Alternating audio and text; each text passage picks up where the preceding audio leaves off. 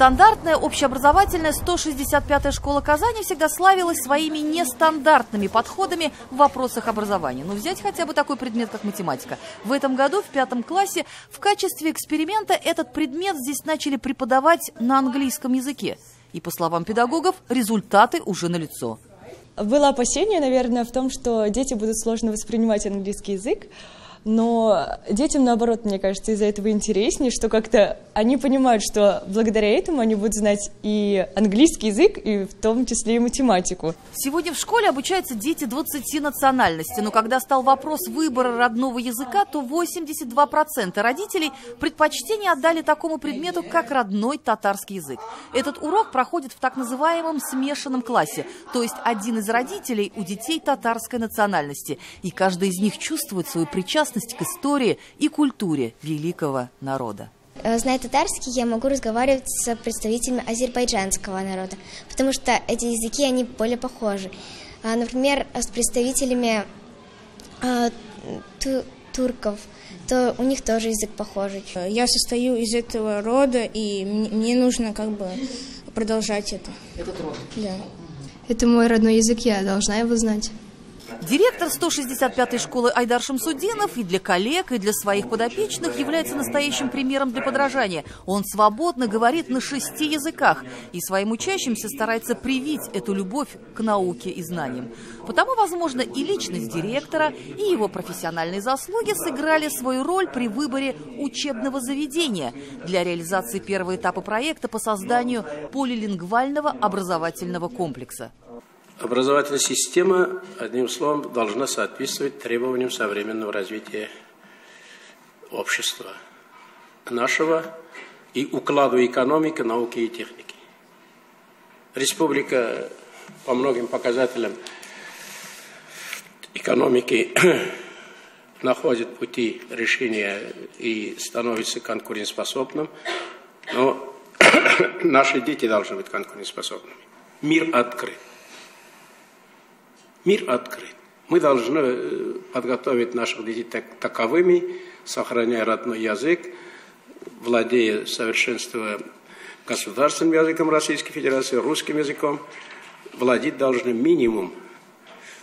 В данном случае вот, мы предлагаем английский язык. В школах должно стать, как правило. Именно в 165-й школе проект, который уже нарекли «Адемнар», сделает свои первые шаги. Комплекс полилингвального образования начинается с профильных детских садов, где детям с малых лет начнут давать азы иностранных языков. С 2020 года здание 165-й школы полностью будет отдано начальной школе. Здесь татарский язык станет языком обучения. Начиная с 3 класса такие предметы, как изобразительное искусство, технология, рисование будут представлены на английском языке. Дальше в среднем звене родители по желанию, в зависимости от степени изучения государственных и родных языков, могут выбрать билингвальную или же полилингвальную модель образования. Если родители в будущем для своего ребенка выбирают 2 основных языка обучения – русский и английский, то они идут в билингвальную школу. Для этой модели здесь же на территории школы будет построено отдельное здание – пристрой. Для полилингвального образования будет построена отдельная полилингвальная школа. Здесь до 9 класса на татарском языке будут проходить уроки по истории, обществознанию и природоведению. Начиная с 7 класса математика, география, биология будут преподаваться на иностранном языке. Вся внеурочная деятельность, внеклассная деятельность, а школа будет полного дня, соответственно, у нас будет большая возможность заполнить вторую половину учащихся. Это всевозможнейшими курсами по различным направлениям, но прежде всего представить детям художественную культуру Республики Татарстан, историческое наследие Республики Татарстан. Все на то, чтобы сформировать то национальное самосознание, без которого невозможно сегодня быть полноценным гражданином России. Планируют открыть полилингвальную школу, да? То есть вы пойдете по этому пути? Да, обязательно. Кроме родного языка нашего татарского, ребенок изучает еще в достаточном количестве, в большом количестве английский язык, чему я очень-очень рада.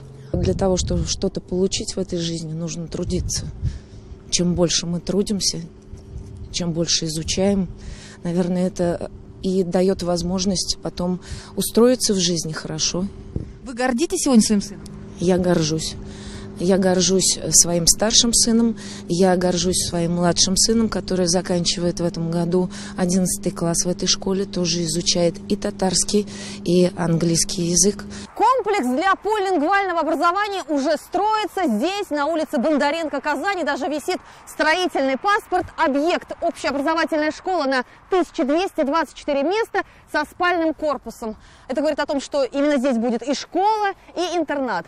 Но стоит отметить, что это учебное заведение будет не для каких-то там особенных детей и для их особенных родителей. Обучение здесь будет абсолютно бесплатным.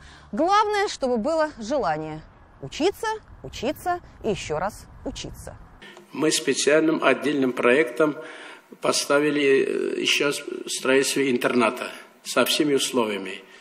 С условиями интерната. Почему? Потому что ведь жизнь на месте не стоит. Где-то отсев идет, где-то что, где-то собеседование, значит, в ходе вот работы комплекса. И когда будут появляться вот такие места, мы будем приглашать с районов, с любой точки по знаниям. У нас основной критерий знаний. По знаниям, если соответствуют дети, как говорится, в интернате будут жить, работать. Новая полилингвальная школа, как мы видим, строится в густонаселенном Казанском микрорайоне. Планируется, что в Казани их вообще будет 2. Подобные же учебные заведения будут построены еще в 4 городах – Нижнекамск, Альметьевск, Елабуга и Набережные Челны. К примеру, в Набережных Челнах планируют задействовать уже имеющиеся площади. Здания будут отремонтированы, переоборудованы и оснащены современными средствами обучения. Работа беспроигрышная. Беспроигрышная. Мы же не разрушаем ничего. Вот город, пришли, есть школа, есть детский сад. Может быть, не хватает для комплектации этой начальной школы, сколько детских садов. Будем строить. Или капитальный ремонт этих детских садов делать. Мы улучшаем только материальное состояние ущербное. Если где-то если что-то не дорабатываем, мы ничего не разрушаем, мы создаем, мы созидаем. Вопрос реализации этого глобального проекта на этой неделе обсуждался на разных площадках. Много еще проблем, которые необходимо решить до открытия школ. Одна из них – это подготовка педагогических кадров. Казанский федеральный университет станет кузницей кадров для полилингвальных школ. Тем более, что и опыт работы в этом направлении у университета уже имеется. Учителей, которые знают свой предмет сразу на нескольких языках, могут и будут готовить и в Казани, и в Елабуге. У нас есть возможности. Важно, чтобы учителя доходили до места работы. Это ведь не просто вот взял, направил, а создать условия. Надо, чтобы учитель дошел до предназначения. Надо шаг за шагом двигаться вперед. Здесь и министерство наше, и университет, и другие, особенно педучилища наши. Мы всегда в последние годы уделяли этому внимание, но она должна работать в одном едином системном комплексе.